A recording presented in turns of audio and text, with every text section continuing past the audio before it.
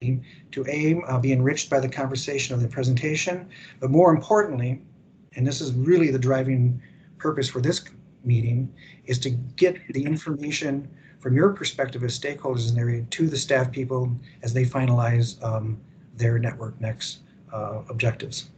So here's the house cleaning part before I give it to our presenters. Please do mute your devices. We'll be recording today's meeting for the benefit or for those who are unable to attend tonight. A link to the recording will be posted on my webpage and the city's website. After our speakers finish their presentation, we will open it up for questions. You may type your questions into the chat or use the raised hand icon to signal that you want to ask an audible question. Since those who are joining by phone will not have those options to signal questions, we will periodically ask if anyone joining by phone would like to speak or ask a question. We'll go over this information again after the presentation for anyone who's joining late. I'd like to now introduce those who are spending their time tonight with us. We are joined by Metro Transit's Network Next outreach team. We have Nasser Musa, Robin Kaufman, Kyle Burrows, and Yubi Nakagoka, pronounced Nagaoka, sorry, here joining us tonight. I'll let them explain the specific role of Network Next, and we will have after the presentation, we will open it up for an open forum and discussion. And I thank everyone here from Metro Transit or Metro Council team because you're the people who actually know what you're talking about. So I'll give the field and the floor to you. Well, good evening, everyone, and welcome. And thank you again for having us here tonight, Council Member. We really appreciate both your time and hosting this, and as well as, of course, all the folks who are here tonight and all of your time and engagement on this effort. So, as the Council Member mentioned, my name is Kyle O'Donnell Burrows, and I'm a senior planner in the BRT projects office at Metro Transit. And here tonight with my colleagues, Nasser Musa, who will be the primary other co-presenter with me, and then also with Robin Kaufman and Yubi Nagaoka. We are, as the council member mentioned, here today to talk about Metro Transit's next steps for the planned arterial BRT network and how we've identified the next lines that we've got planned as part of our broader Metro Transit Network Next effort, which is sort of looking out to 2040 at what we want our bus network to look like.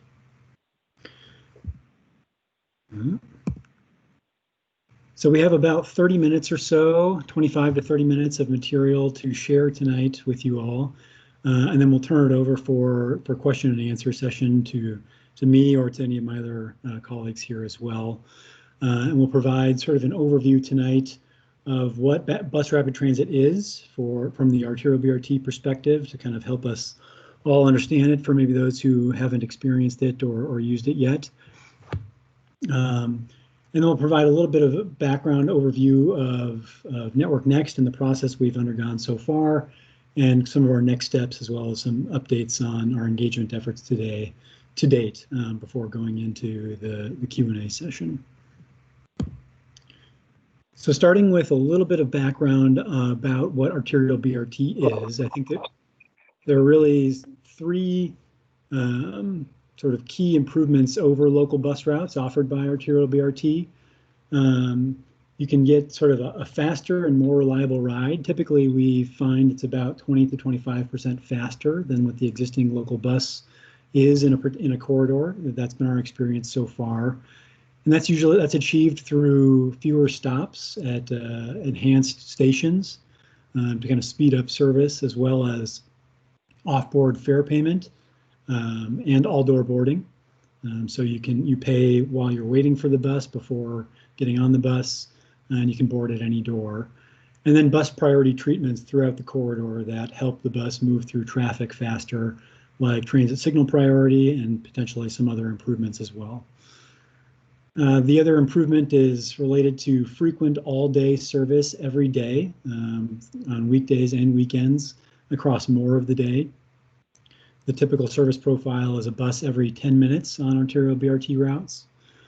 and then a more comfortable experience at the station and on board the bus, with improved bus shelters that offer light and heat and real-time arrival information, and then on board larger buses with a little bit more comfortable experience and more room for circulation. So looking at those images there, you can kind of see it improves on all of those experiences that are sometimes common on our local bus.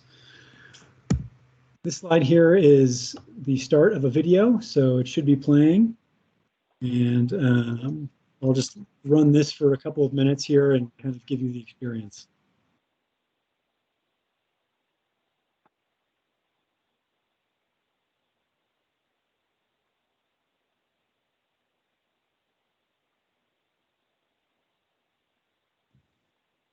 Can others hear the audio?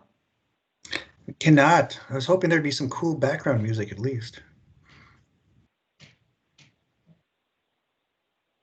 Robin, did I catch that? The audio is not playing? Correct. Okay. We tested this out right before joining, and the audio was playing. So let me just kind of go into a little bit more detail. I can kind of narrate a little bit along with the video. That might be a kind of a way to do this. So the buses you can see on the screen here are obviously improved over what's there for the existing local service. The experience on board those buses, a little bit you pay before getting on the bus, as kind of shown here at those screens. And you're waiting at enhanced stations that are a little bit more comfortable and a little bit more convenient for folks. This is a shot of folks riding the bus and paying before they get on the bus, boarding at all doors, which is a real nice improvement for folks. And then kind of the other core pieces are near level boarding, so it's a little bit easier to get on and off the bus. The transit signal priority helps the bus go a little bit faster through kind of a faster trip, and then as well as a number of station enhancements on the stations to make a more comfortable experience. And rather than going through kind of the rest of the video there, why don't I'll drop that video in the chat, or ask Robin if she could do that. But then can kind of answer a little bit more questions about what Arterial BRT is here at the end of the Q&A session. But in terms of what's next for Arterial BRT, I think we've been working on building out our network of Arterial BRT lines since 2016 with the opening of the A line. And both the A line and the C line are currently operating right now. The C line most recently opened in 2019 on Penn Avenue, and obviously the A line has been open since 2016 on Snelling Avenue. Between now and 2024, we'll be constructing 3 additional lines: the B line, D line, and E line. Shown here, the B line will be under construction on Lake Street and Marshall. The D line will begin construction in 2021 on Emerson, Fremont, and North Minneapolis, and then Chicago Avenue and through South Minneapolis. And then the E line will begin construction in 2023, largely replacing the Route 6 on Hennepin Avenue and 4th and University through Minneapolis. And the purpose of Network Next is really to identify what's next for the Arterial BRT network. And we're looking at 10 additional lines under study for implementation by 2040. And this timeline here sort of shows when we'd be looking at implementing those near-term, mid-term, and longer-term corridors. So the lines in development, as shown here, are the D line, B line, and E line, as shown previously. And then following the implementation of E line, beginning in 2025 through 2030, we'd be implementing the near-term identified corridors, the F, G, and H lines out of Network Next. And then following those, the midterm corridors would be looking at between 2030 and 2035, and then the longer-term implementation between 2035 and 2040. And it's these corridors in green here, these near, mid, and long-term corridors for implementation that Network Next is working on identifying.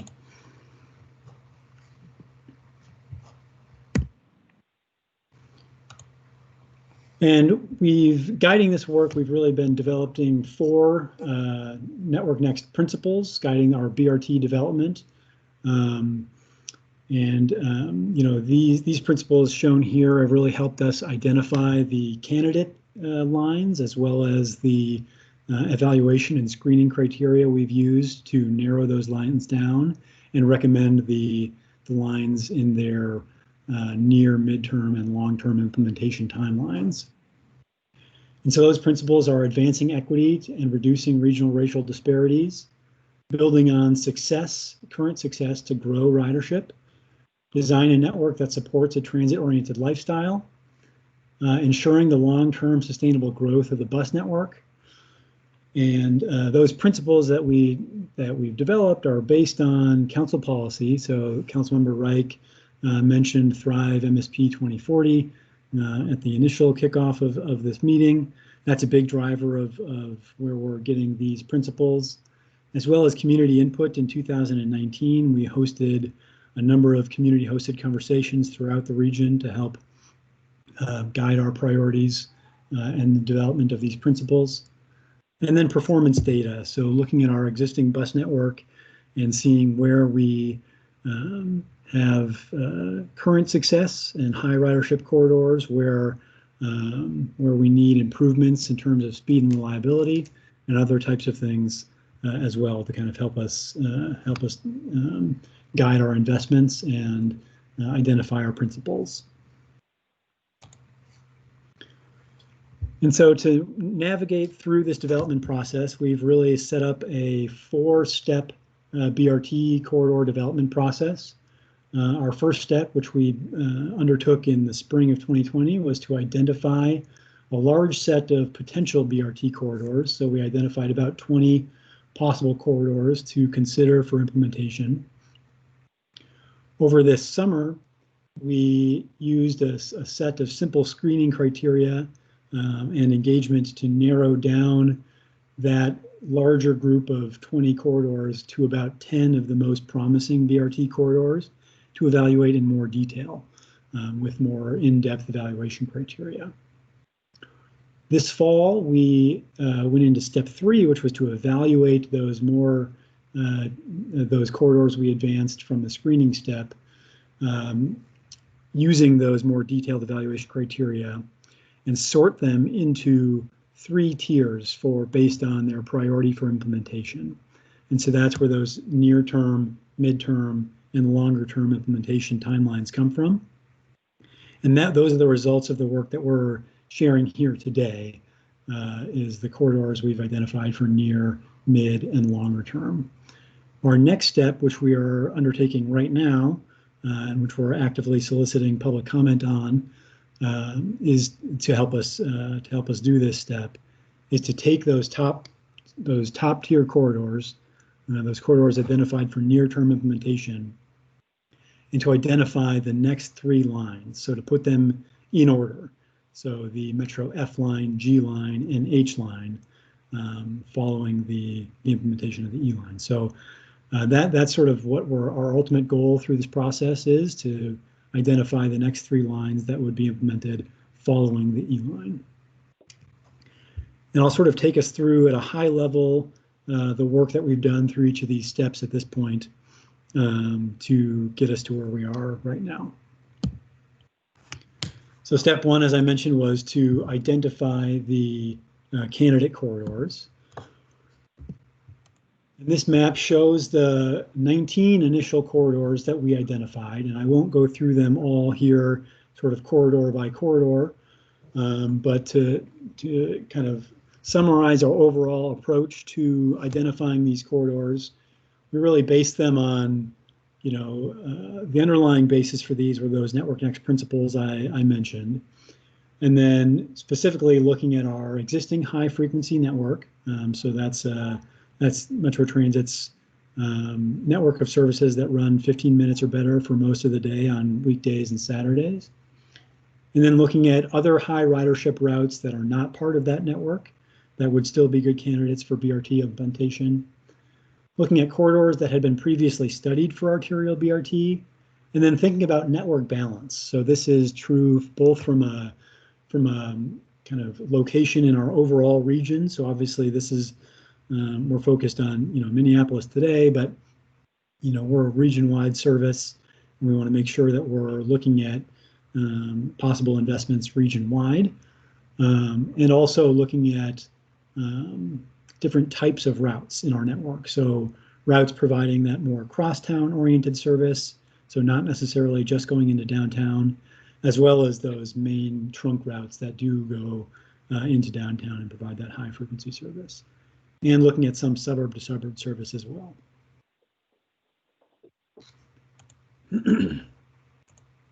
So our next step was to narrow down those initial corridors to that smaller group for more detailed study. And to do that, we applied the simple screening criteria shown here. And how we did this was essentially identified 1 or 2 screening criteria for each of the network next principles that we identified. And then sort of evaluated those screening criteria, and then the top scoring corridors based on these screening criteria were advanced for more detailed consideration. And I won't go into the specific depths of exactly the ins and outs of each of these screening criteria here, but broadly these criteria considered the existing levels of transit service in a particular corridor and whether or not that high levels of service have been sustainable in the past in this corridor. And then looking at rider demographic and income characteristics on the particular routes. And then looking at both current route ridership as well as potential transit ridership in an area. And taking those together helped us narrow down that larger group to this more smaller group that we have here of 11 corridors that we advanced for public comment and engagement over the summer. So looking at helping us kind of understand, asking the public sort of what their preferences were in these particular corridors, as well as their priorities for how we evaluate these corridors further. And so these were the corridors that we then performed our more detailed evaluation on. And before I get to that point, I'll turn it over to Nasser for just a little bit to talk through a couple of slides based on our engagement we did around those corridors earlier this summer. Thank you, Kyle. This is from the community engagement perspective. So during the summer, as you know, pandemic really made it very challenging, but mainly the outreach and engagement focused more through electronic communication, which is survey, email, and some other publications as well. We also conducted some in-person survey as well. So the response was really very amazing. We got overall 2,663 survey responses. Majority of those responses preferred to be advanced equity. And as you can see, 22% of those responses were people of color, Black, Indigenous, and people of color. 78% were white. But the communication is mainly electronic communication. And that also includes using community media as well, using some other languages, Spanish, Somali, Hmong as well. So it is very mixed in wide range of communication platforms. Plus, like I said, the in-person outreach, which is kind of challenging a little bit, but it worked really good. Next slide, please. So what we heard from public during engagement is that the highest priority for the public is the advancing equity. So this is very, hot topic. A lot of advocates, talk about this advancing equity in every region, not only Minnesota, but across the U.S. This topic is very common, and the other one, the other highest response is supporting transit-oriented lifestyle. So those are the two very high priorities from what we heard in the survey response. Anything to add, Kyle or Robin? No, I think that covers it from the outreach perspective, and I'll jump back in here to kind of take us back through the more technical aspects through this point. Yep. So that then brought us to our third step, which was to evaluate those corridors that were advanced through the screening. And as I mentioned, the goal of that third step was to sort them into 3 tiers for priority for implementation. And so to do that, we applied, a more in-depth set of technical evaluation criteria shown here. Again, similarly related to the overall principles, but this time adjusted to more closely align with the priorities we heard from community engagement, particularly looking at advancing equity and reducing regional racial disparities, making up about 50% of the total weight. That aligned with what we heard from our community engagement effort, as well as aligning with what we've heard from other local stakeholders and overall policy. You can see the other weights kind of aligned here. And then similarly, I won't go into specific detail. There's a lot of bullets under each of these evaluation criteria, but we looked at a number of more in-depth evaluation criteria shown here. But again, similarly looking at population and employment, demographics, cost was a big component of this, as well as looking at more in-depth ways to kind of better understand ridership propensity and think about some other transit benefits in this corridor. So applying those evaluation criteria resulted in this in the technical scores shown here on this table. So this shows each of the corridors we considered, and then the overall technical score order from highest to lowest. So looking at Como, Maryland as the top score, followed by Johnson-Lyndale, West Broadway Cedar, the Nicollet corridor, followed by the Central corridor, Randolph East 7th, Rice Robert, Grand Avenue, Lowry, and 63rd and Zane. And I've got maps showing all of this that we can spend a little bit more time on. That'll be a little bit clearer for folks. But you can see from these technical scores here some groupings at the top and then kind of in the middle, and then a little bit more towards the bottom, and it sort of distributes pretty evenly out throughout that way. But we know that the technical score is not really not always the only important thing to consider. Particularly a lot of these corridors are under consideration for other planning corridors. And so we wanted to kind of look at each corridor from a readiness perspective based on whether or not there are other transit planning studies occurring in these particular corridors that might affect the corridor to avoid duplicative or potentially conflicting transit planning efforts, and certainly avoiding conflicting plans about making infrastructure investments, and to allow those other transit questions to resolve themselves through the appropriate planning process. And so we looked at that, and we looked at the corridors we were proposing and sort of asked ourselves if it was affected by any other transit planning efforts. And if it was, we removed that corridor for consideration for near-term implementation and said we should hold off and wait to consider it for midterm or longer-term implementation. And that affected 4 corridors that I've identified here. The West Broadway Cedar corridor and the Lowry corridor are affected by the Blue Line extension.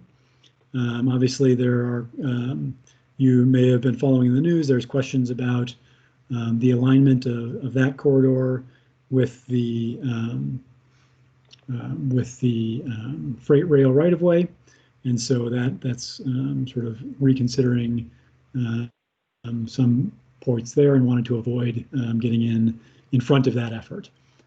Similarly, the Nicollet corridor is affected by the Nicollet Central Modern Streetcar study, given the large portion of the Nicollet, of our proposed Nicollet BRT corridor that's overlapping by that Nicollet Central Streetcar study.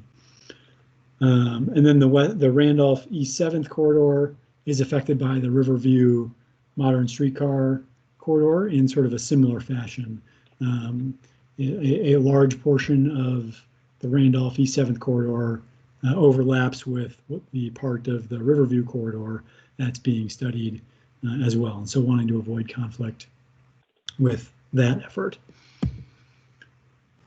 And so taking those technical evaluation results with the readiness review for whether or not the corridor is affected by other planning efforts sort of leads to these outcomes here, and I'll just sort of walk us through this chart. This shows each corridor arranged from highest to lowest technical score across the top, as we had shown on the previous graphic, and then whether or not the corridor is affected by other planning efforts. And if yes, then that readiness outcome is to hold for consideration for Tier 2 or Tier 3. And then to identify the near-term corridors for Tier 1, so those corridors for implementation in the near term, we took the eligible corridors that we are considering for near term and then just arranged them by technical score and took the top 4 scoring technical corridors and added them into Group 1. And so those are the near term, those are the corridors that we've identified for consideration for near term implementation. And then to identify the midterm Tier 2 and long-term Tier 3, we essentially did that same thing and took the remaining corridors and then just took the top 3 remaining corridors and assigned them into Tier 2, and then the bottom 3 remaining corridors and assigned them to Tier 3. And that results in this map here, which is probably the easiest way to understand these results. And so the corridors in green are shown for consideration for near term. And again, so that's the Central Avenue corridor, which is the Route 10 is the underlying route there. Como Maryland corridor, which is the Route 3. The Johnson-Lyndale corridor, which is the Route 4. And then the Rice-Robert corridor in St. Paul, which is the Routes 62 and 68. And then for midterm corridors, we've got the Nicollet corridor, Randolph East 7th, as mentioned, and then West Broadway Cedar. And then longer term, looking at 63rd and Zane, Grand Avenue, and Lowry Avenue.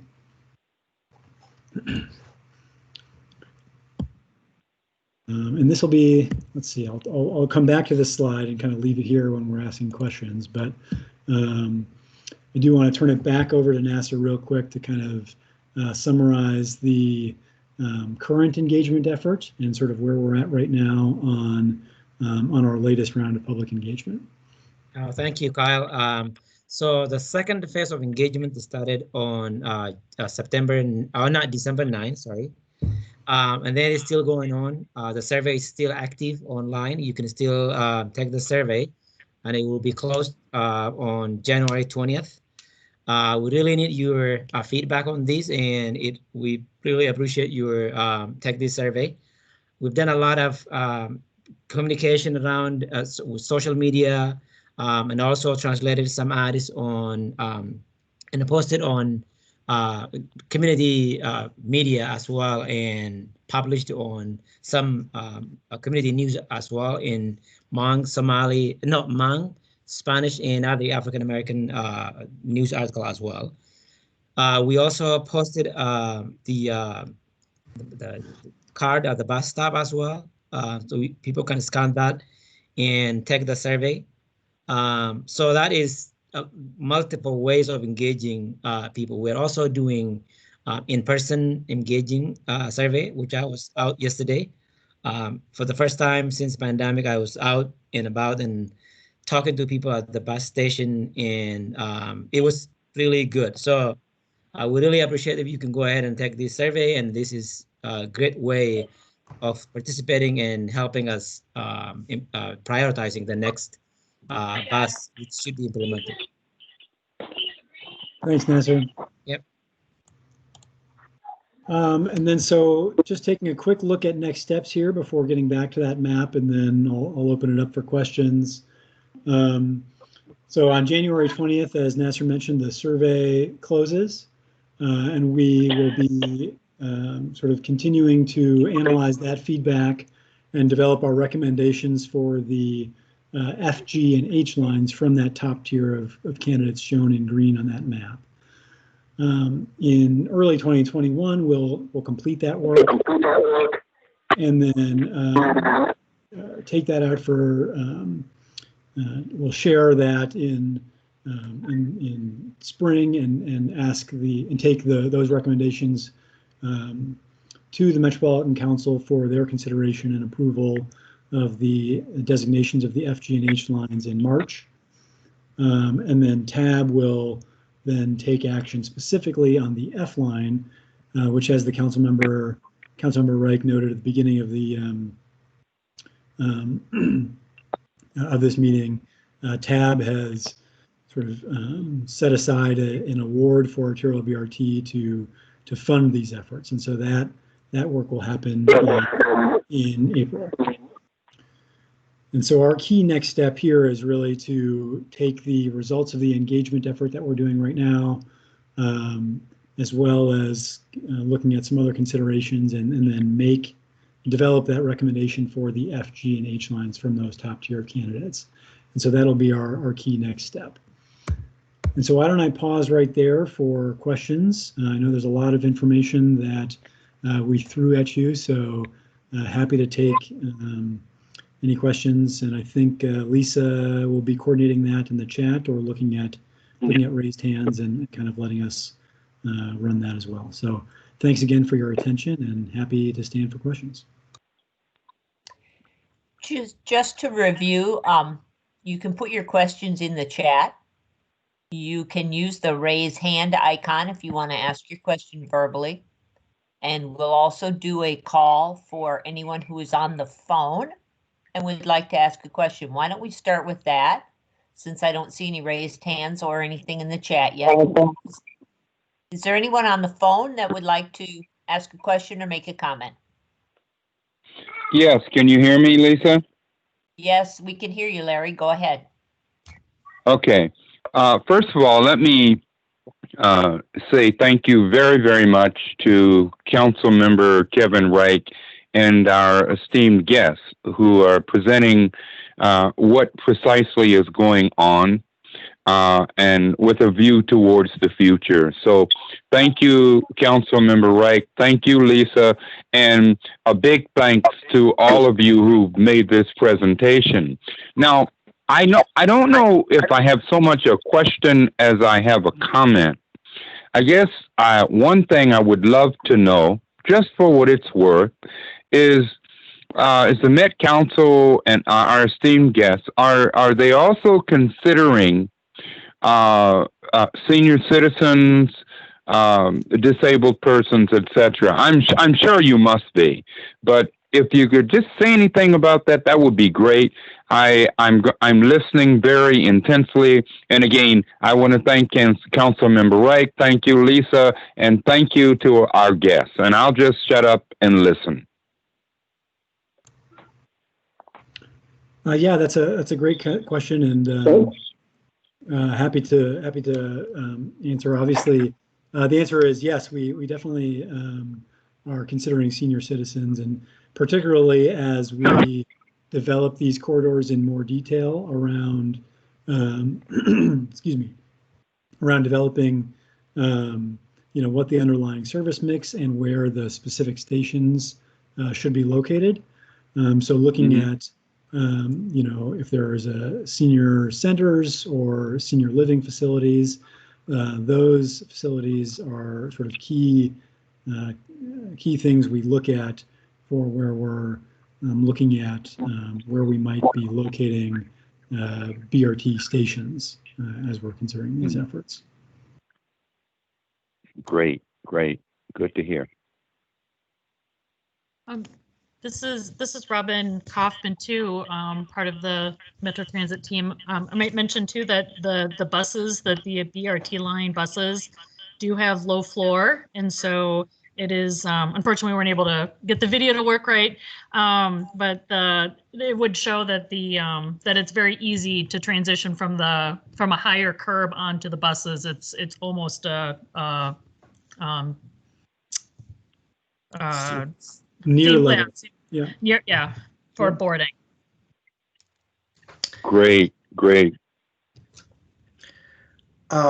Just to note, I did not see it earlier, but we have been joined by Mayor Marquez Simula from Columbia Heights. I don't know if you wanted to introduce yourself, representing a very important population to the north.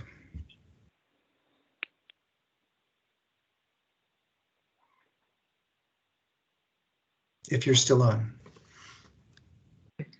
Sorry about that. I'm Ada Marcus Simula. I'm the mayor in Columbia Heights, and very excited to see where we're going with this and helping provide access to more and more people. I think as we've learned, communicating and getting around in a safe way is something that we all know is so necessary and really helps connect our communities. I did put in the chat that I would love to see ways to utilize 694 and 494. I know a lot of people who from Columbia Heights work in, let's say, Arden Hills or work in Brooklyn Center, and finding a bus without having to go all the way downtown and then, take a bus back out to those areas can be really hard. So if there are ways to utilize that outer ring with transit stops, I think that will definitely help connect. A lot of people that live, I think, towards the suburbs as well, still are connecting with other people in their areas. And there's, within a 6-block radius, there is nowhere to connect. You have to always go to a big hub. So that's a damper, but thank you for inviting me to this. And I'm very excited to learn these things. Well, Mayor, thank you for joining us. And also your comment gives me an opportunity to talk about the next part of Network Next that is sort of beyond arterial BRT, which is looking at that local and express bus planning portion of this process. Unfortunately, just with everything that was happening with the COVID pandemic sort of forced us to put that part of this project on hold for the time being. But looking at local and express bus improvements is still a part of the Network Next process that we plan on doing, and so identifying what we want our bus network to look like by 2040. And so that will obviously include a lot of other improvements that are not sort of shown on sort of this map, which is obviously just showing the corridors identified for arterial BRT, but that would include things like more improved suburb to suburb service, trying to meet the needs of some of your constituents that you talked about, trying to go from, across the suburbs without having to go into downtown necessarily or other connection points. So thank you for that. Thank you. Thank you very much. We have a specific question about the technicalities. Gail asks, how close or far apart will the bus stops be?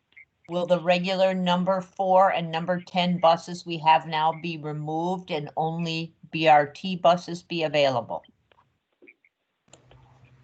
Yeah, those are great questions, and the specifics of excuse me, of both the station the station locations and what the overall service mix is something that will be finalized as these corridors are developed closer to their implementation date. So, we're looking at 2025 as the earliest for the F line at this point. But by and large, the stations for Arterial BRT are spaced, typically every quarter to half mile, usually shading more on the side of every half mile, and then filling in where there are other, key destinations or major trip generators, or retail commercial nodes, or as was mentioned earlier, things like potentially senior citizen high rises, those types of things. And really, that station spacing is one of the keys to improving the speed and reliability of service. That's a key piece of what the service will do. And usually we find that, and I don't have the specifics of this right now for each of these corridors, but on the order of 75 to 95% of the corridor boardings typically happen at or within one block of one of these of one of the BRT stations that we've developed in the past. And then with the question towards what will the underlying service look like, those again are questions that are still sort of up in the air, and can depend on corridor specifics, right? So I think with the C line, the Route 19 currently operates at every 30 minutes underlying. Similarly with the A line and the Route 84. And we have sort of tackled that on a corridor by corridor basis. For our concept, the concept service plans that we have developed for these, which are, I would say very much starting points and very much sort of the placeholders to be done, to have a little bit more planning associated with them. The Route 10, you can see that the Central Avenue corridor only goes along, one branch of the Route 10 when you get up to where it splits at 53rd between University and Central. And so we currently have the Route 10 branch on Central Avenue Northeast up there still retained at every 30 minutes, and that would continue through the corridor. And then on the Route 4, I think our concept has, similarly with the, on the south end of the Route 4, it splits between Johnson and Lyndale, between Penn and Lyndale. And, our corridor is going on Penn Avenue, and we would retain the Route 4 on the Lyndale portion of that. But those are questions that would still be resolved at a corridor-specific planning process with additional public engagement that can get sort of more specific and more community-focused ahead of implementation. Lori Strom has a question that you may have at least partially answered. When BRT is operational on a line, do regular buses also run with stops along the route? Yep, and so that does sort of depend corridor by corridor. And when they do, they stop at they continue to stop at the local stops underneath. But yeah, so it would sort of depend, and again be answered in that more detailed corridor development process ahead of the implementation of a specific corridor. Timothy Brackett has a question. Do the Johnson Street reconstruction plans, Lowry to 18th, include potential BRT? This may be a question for Councilmember Reich.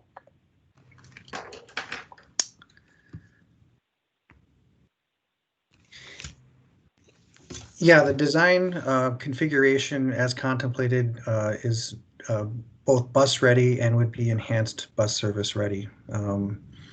if there's any sort of specific things in terms of like an additional bump out or a grade situation at a station, that would be specific adjustment per the BRT project.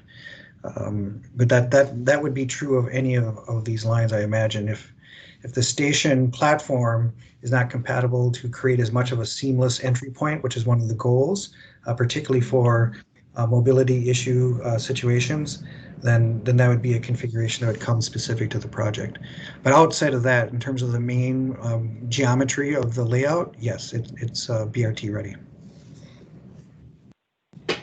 We have a couple people asking questions about senior engagement and access, so I'm going to try to combine those. One question is, how were seniors engaged? Particularly, was the Senior Advisory Council have anything to say on this?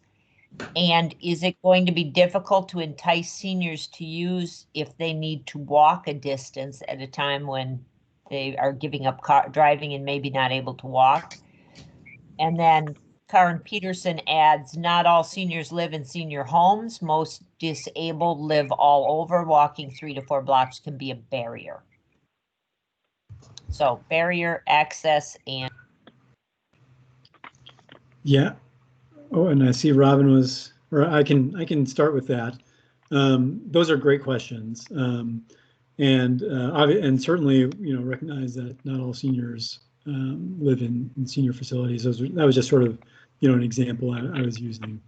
I think when it comes to, to access, to these stations, certainly there are instances where folks will have to walk or roll farther than they would today to get to their bus stop.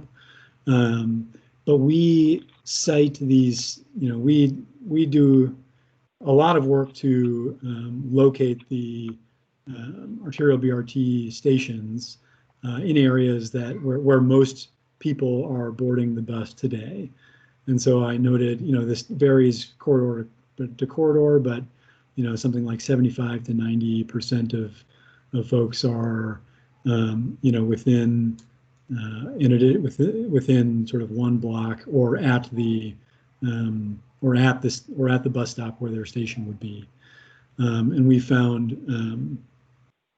that to be sort of the right balance between a little bit of extra additional walk distance paired with the ability to really make the stations much more comfortable waiting environment for everybody, including folks who are seniors or disabled. There's benches available for folks to be able to sit, where a lot of times we have trouble doing that at all bus stops throughout these corridors.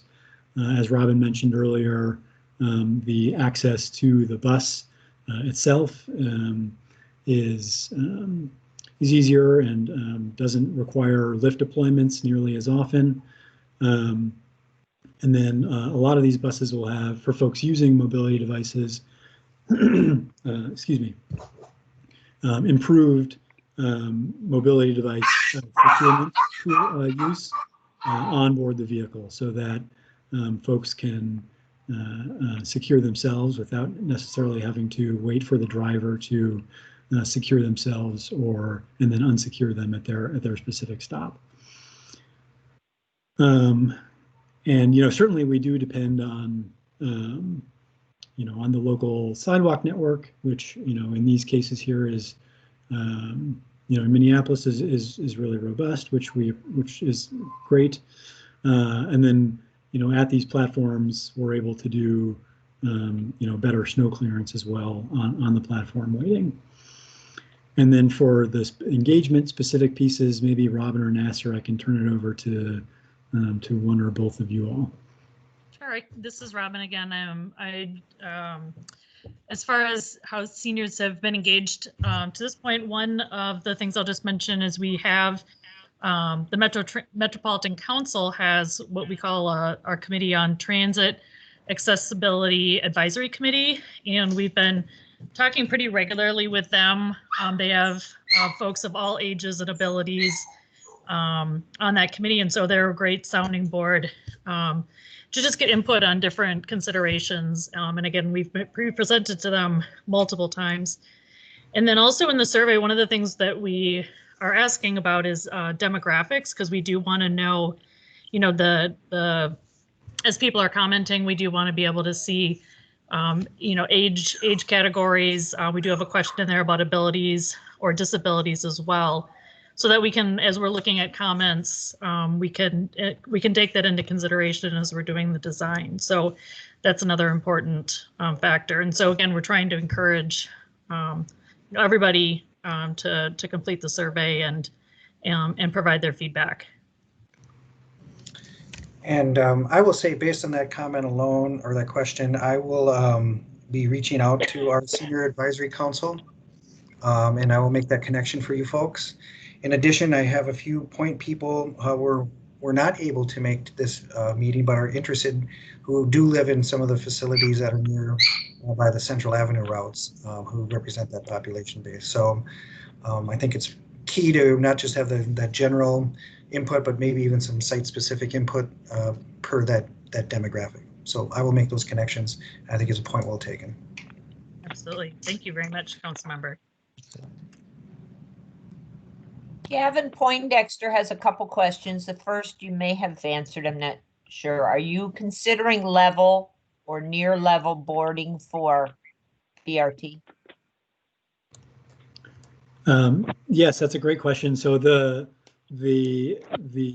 platforms will be near level boarding, and so to get into the technical details, the typical station platform has a 9-inch curb height, and then it's slowly sort of goes up to that from the typical sidewalk height of 6 inches. And we find that near level is the best approach for this type of service to kind of be able to consistently offer that best, the most accessible way to kind of get on and off the bus. So the near level boarding really reduces the distance between the first step of the or between the floor of the bus and the curb, so that folks who are using walking aids or who have difficulty walking can get on the bus more easily without the lift being deployed.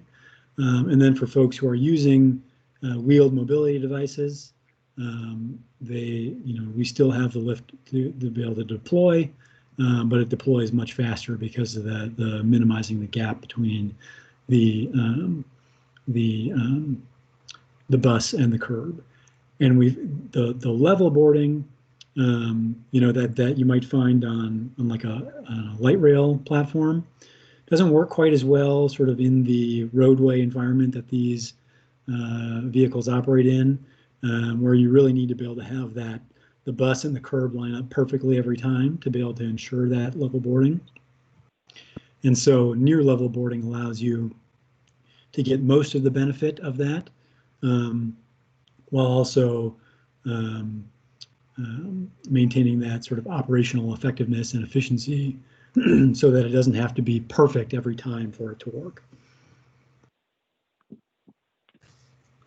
Gavin had a second question. Are you considering pursuing federal 5309 funding for these projects?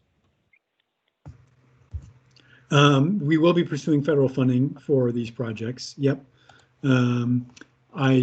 The specific federal project number for the grant escapes me, but that's the new starts. Sorry. So no, we won't be. We typically don't pursue new starts with these projects because they that grant program is typically for projects that are a little bit more intensive and have a higher capital cost than these projects. But we have received federal funding in the past for these projects through the regional solicitation process administered by TAB and the Metropolitan Council, which Councilmember Reich mentioned earlier. And Karen Peterson, I apologize, I missed your first question. What is the plan for the Upper Harbor Terminal site, both for the regular development and the big event nights? How are 10,000 people going to get in and out? Yeah, and I think that might be a question for Councilmember Reich. Yeah, I do not know to what degree the development group has discussed access. I certainly can check in on that to see if they have a transportation plan. Oftentimes a project of that scale, even much smaller scale, will have to do a traffic study. And so I think a key element is to see, I know that the intention is to complete something like that. I do not know if that has been completed, but I will certainly look into it. Much of my work related to Upper Harbor Terminal has been very focused on the environmental and infrastructure component and the green space component, but I'll check in with the built environment folks. It has its own committee chaired by Councilmember Cunningham, but I'll check in. It's a good question. Austin has a question. Safety is a huge concern for students. Traveling from class, work, internships at night can make people feel unsafe, especially when students aren't originally from Minneapolis. How is Network Next considering their safety in their BRT developments? Yep, that is a great question. Rider safety. Rider safety. Sorry, yeah, rider safety. Yep, that's a great question, and I think rider safety is obviously a priority for us at Metro Transit as well. And so specifically to this question, each of these stations will have, sort of expanded light,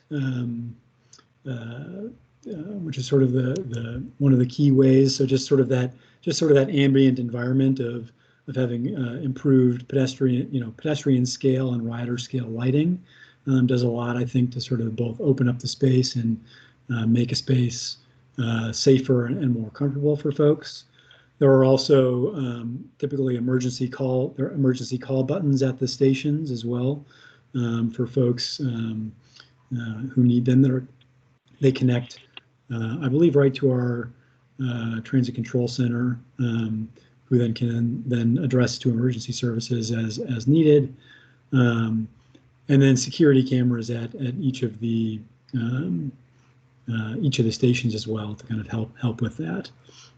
And so that's sort of the primary way that that specifically Arterial BRT sort of integrates and thinks about safety.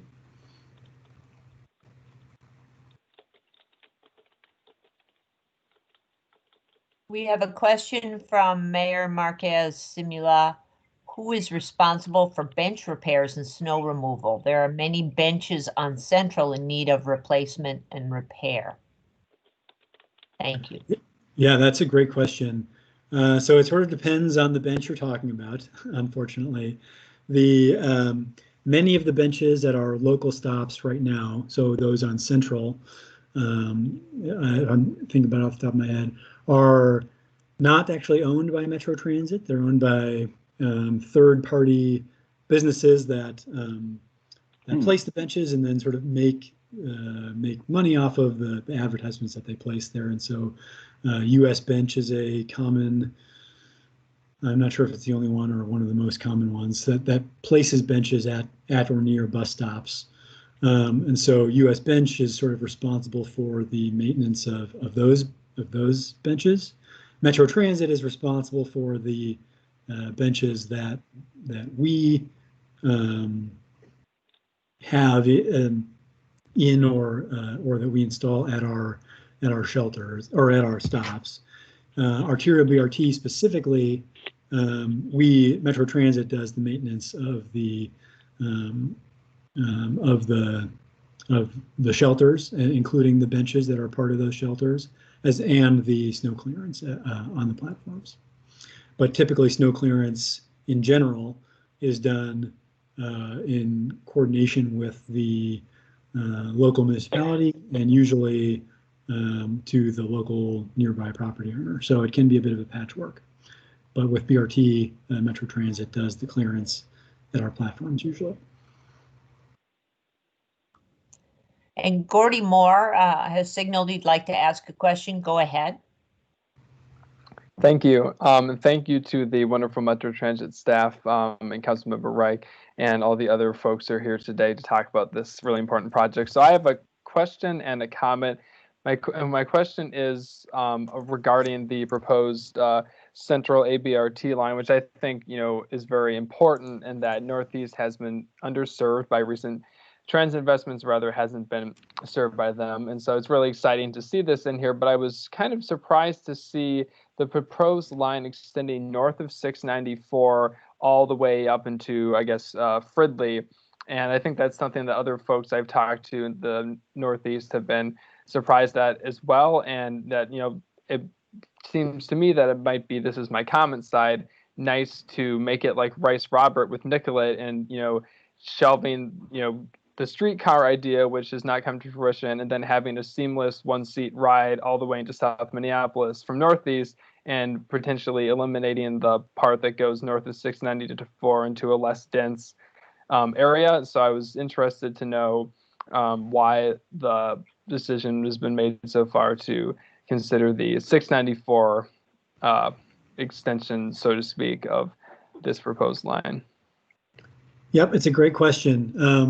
And I think in general, our approach with arterial BRT lines, particularly at looking at sort of where it makes sense to have these lines terminate, is to look for sort of a logical termini. And typically what we mean by that is sort of a major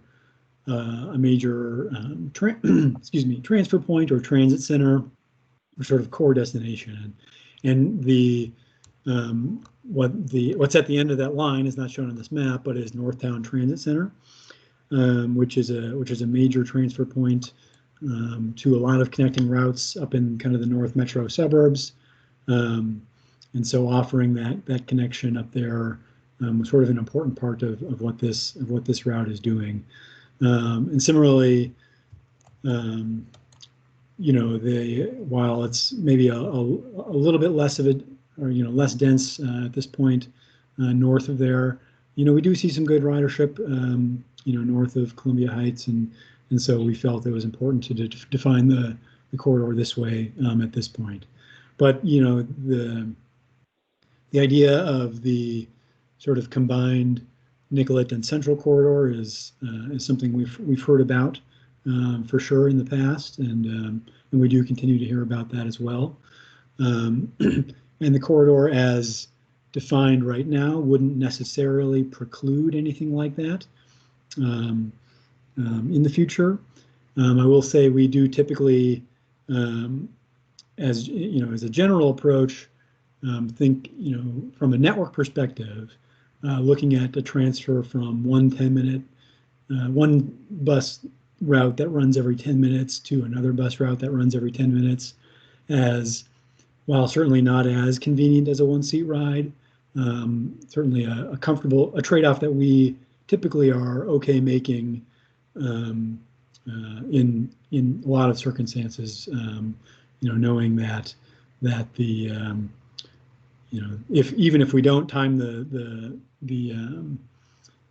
schedules at all, on average you'd be waiting for about 5 minutes between that 10-minute headway. So at comfortable stations. So. Certainly something we hear about and think about, but that's sort of why we sort of went with the corridor as defined right now.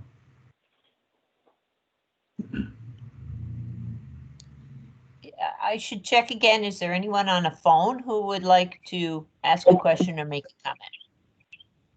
Lisa, this is Larry Pinckney again, and I apologize if there's someone else on the phone. I will shut up and ask what I have to ask later. But I guess it's okay to continue. Okay, go ahead. Okay, thank you.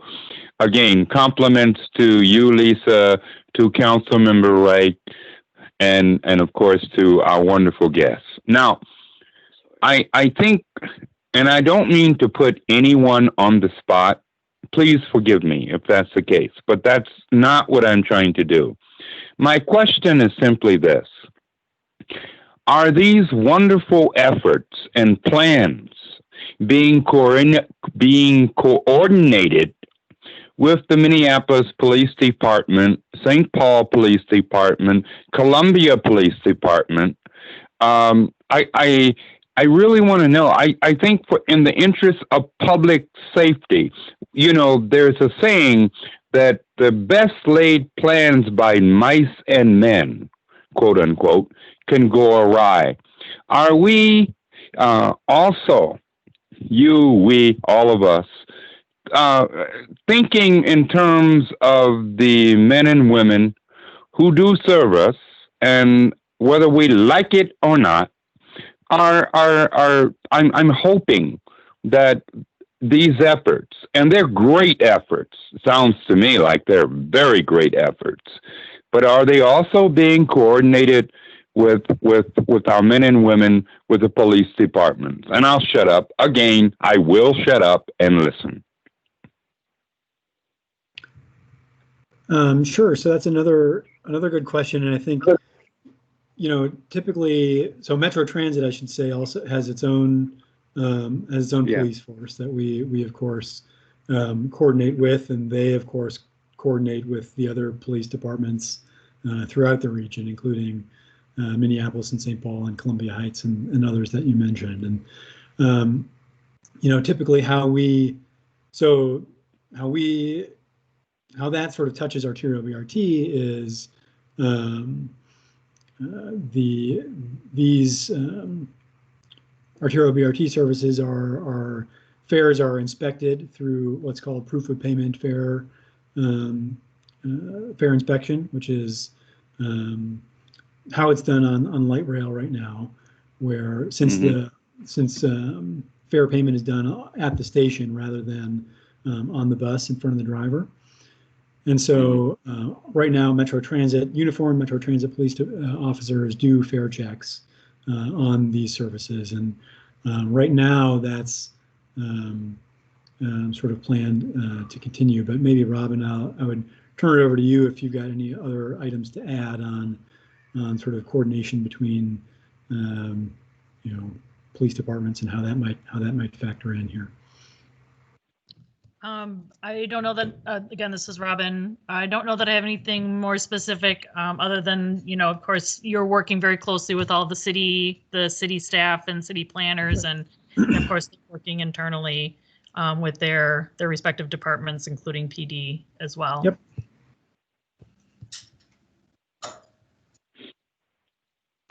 I just want to check in with Gordy. Oh, Gordy Moore has a hand up. And I don't know if that was from earlier or a new question. Oh, I apologize. I didn't put my hand down. I'm not used to Teams. Thank you, though, for noticing that. I appreciate it. Sure. Mike Sheehan has a hand up. Mike, you can go ahead. Hi. I have noticed in the past at some bus stations and other places across the city, different anti-homelessness practices, such as chairs that flip up if you're not actually sitting on them, or unnecessary armrests and benches or other things like that. Are those going to be a feature of this of these new lines and this new construction, or are we mostly able to move away from those? Yep, that's a great question. So the chairs are static, so they don't flip up or anything like that. The specific design, I think for excuse me, how like the specific design of how the benches sort of are formatted, I think doesn't have any sort of anti-homeless items associated with them that I'm necessarily aware of. Obviously that's a challenge that we deal with, and want to make sure to be making sure that our facilities are available for use for folks who are using our services, while also not being sort of a hostile design. So yeah. Thank you, Kyle.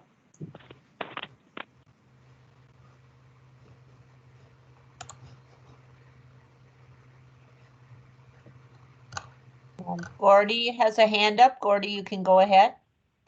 Thank you. I did indeed have a question this time. My question was an important one that I forgot to mention about but the potential to consider, and I know it's a very difficult thing for staff and for the coordination required, but consider other transit advantages such as bus lanes, whether rush hour only or even, which would be, of course, amazing for riders, permanent, full-time bus lanes. Do you know that that's something that will be considered, in the future? Of course, once you figure out what the next lines will be, it could be considered specifically for the 10 corridor, but also for others. Thank you. Yeah, that's a great question, and I see Councilmember Reich has signed on and probably can talk about the TAP plan. Yeah, go ahead. Yeah, absolutely. And as a matter of fact, we have experimented with what express lanes or bus-only lanes would look like on Hennepin. We did a couple rounds there. And I don't know if you've noticed it, but if you're in the area, we painted it red. I specifically got into the weeds and wanted to be what I called legacy Metro Transit red. A little bit of nostalgia from a bus rider from the good old days. And so that was very successful. And we actually were scheduled to do 3 more areas, including Central Avenue, but things got interrupted in 2020, and that was one of the things that we did table. But we're still committed to doing that exercise, where we do a pilot in the area, and Central's on that short list. We would definitely want to feel that out, learn about it, particularly how it interfaces with the merchant patterns and the traffic patterns, because the roads aren't just for movement of vehicles. It's also where communities come together and where commerce takes place. And so having those pilots and experiencing that, you learn a lot from doing. And I very much look forward to having that legacy red striped up and down Central in the short term.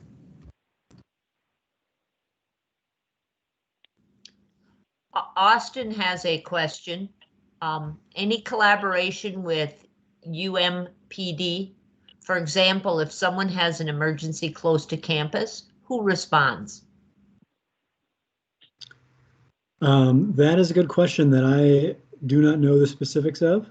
I will say I believe, and maybe Robin, if you know. Sure, yeah, go ahead.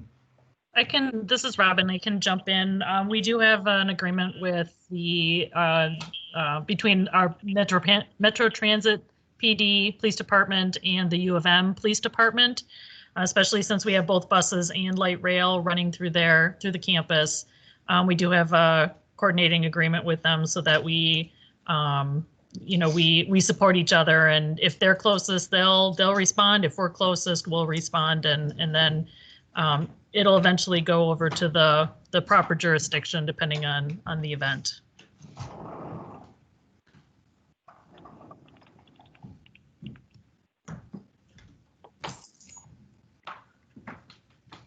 Okay,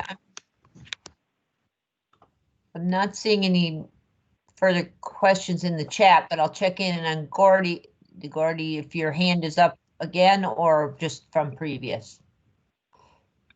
I put my question in the chat. I decided to. It's on behalf of other people. It's pretty specific and conceptual, but I hear whenever people are talking about a BRT and Central, I hear people say the train will hold it up, and I'm not very familiar with that because I don't board that far north. I haven't experienced or known when there's been a train at 37th Avenue, but I wonder if there's any way that could ever be mitigated, since apparently it causes delays in bus bunching.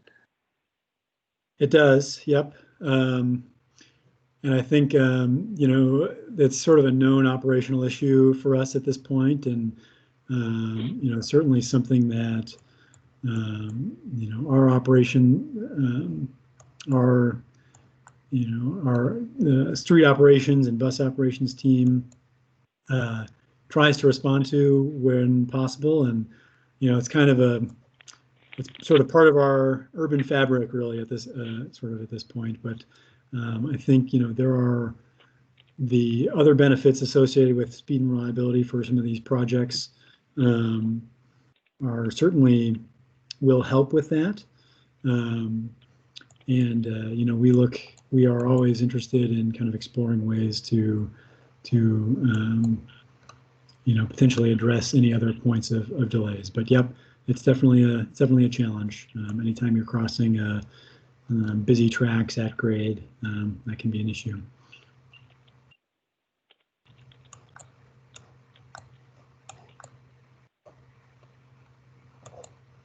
I'm not seeing any new questions in the chat, although there is a lively discussion going on that I'm sure Kyle and Robin and Answer are following.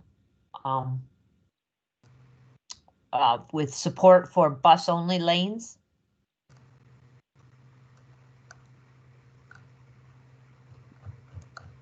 I can speak to that to a certain degree as well. We are currently working with MnDOT to reevaluate two major trunk highways. And we call it Central Avenue. It's kind of our main street, but for DOT, it's Highway 65. And then University, very important connector, is 47. And they are currently reevaluating the future functionality and design of those streets, in part prompted by some of the modifications they're doing with 694 and 94, and how they, when their own modeling would suggest that those changes will have an impact on those two trunk highways. Specifically, it will lower the projected ridership in those areas. But once you get lower usage, single vehicle usage, commuter usage, you now open up other conversations, specifically in terms of street alignment. And if the current right-of-way is not needed for the volume, we can use that right-of-way for different things. As you know, as we're working to redesign streets like Lowry Avenue and Broadway, shrinking them down to the 2-3 conversion versus the full 4-lane current configurations opens up some possibilities for safety, pedestrian experience, etc. Here with Central Avenue, it certainly would open up how we could accommodate bus-only lanes. I mean, it just opens up that possibility from a pure geometric standpoint.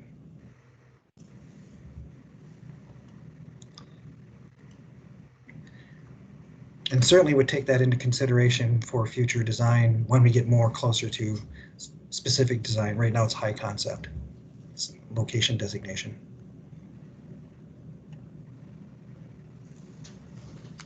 I had a question. I had a meeting recently with the Urban Land Institute talking about the future for cities in a post-pandemic world and looking back at the 1918 pandemic and how things changed. Specifically for this, how even a 10% difference in rush hour traffic changes the scope of all of our infrastructure for how we've been overbuilt for roads. If we have less people, if we have more people working from home, that changes traffic flows exponentially just in a very small number, or if people are just working different hours than they were before.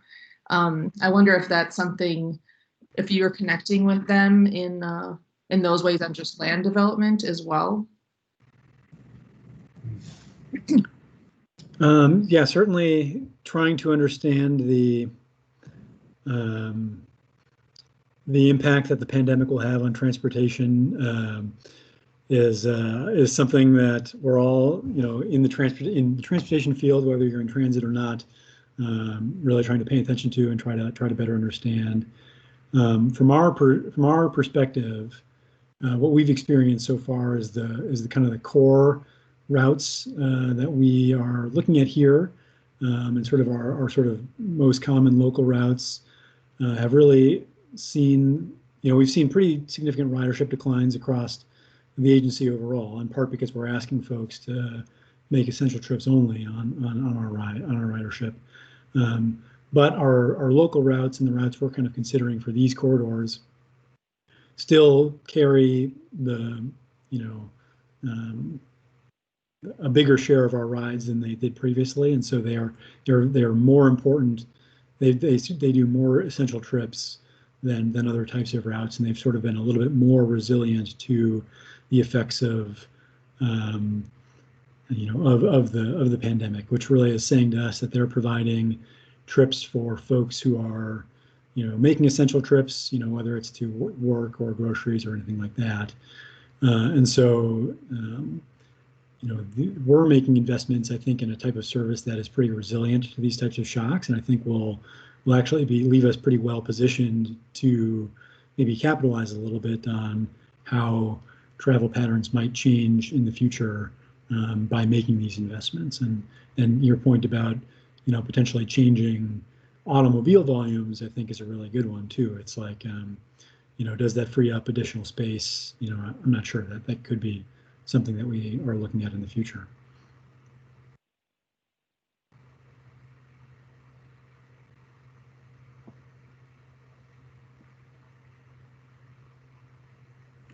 We have a minute or two left. Does anyone have another question, comment?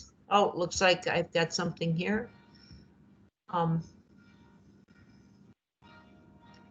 Comment from Gordy with a link to presentations to the state's House Transportation, Finance and Policy Committee on the future of transportation in a post-pandemic world. Thanks for that resource, Gordy.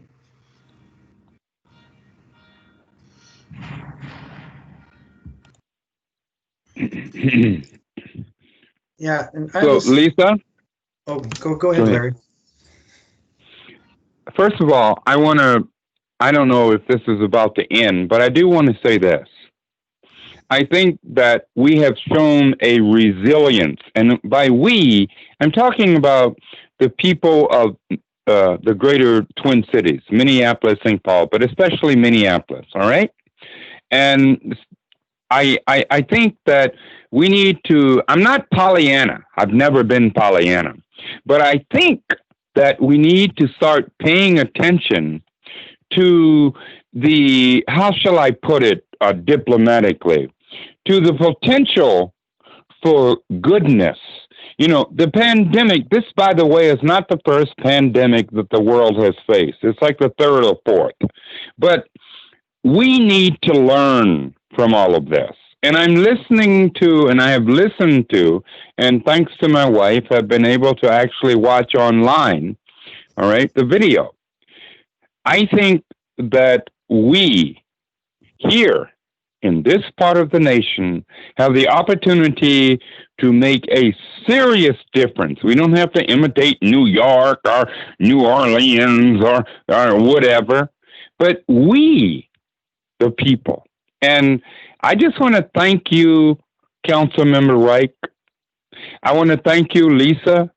I want to thank our wonderful guests. You know what? It's not over till it's over. And guess what? It ain't over. Nowhere near it. And the beauty of it is we have each other. And all I can say right now is that I am blessed. I think we all are. Sometimes we overlook the wonderful advantages that we've all had. And I don't give a rat's petunia about your color, black, white, brown, red, yellow, turquoise, or Martian. But what I do care about is that we are citizens, all right, of this great country and of this great region, Minnesota, and specifically Minneapolis. So thank you, and thank you. And we're going to be raising all kinds of questions, as you all know. But that's what this is all about. And I'm sure you would agree. So thank you. Thank you for allowing me the privilege of having been a part of this great forum. Love you all. And as we used to say back in the day, all power to the people. Love you, and thank you very much.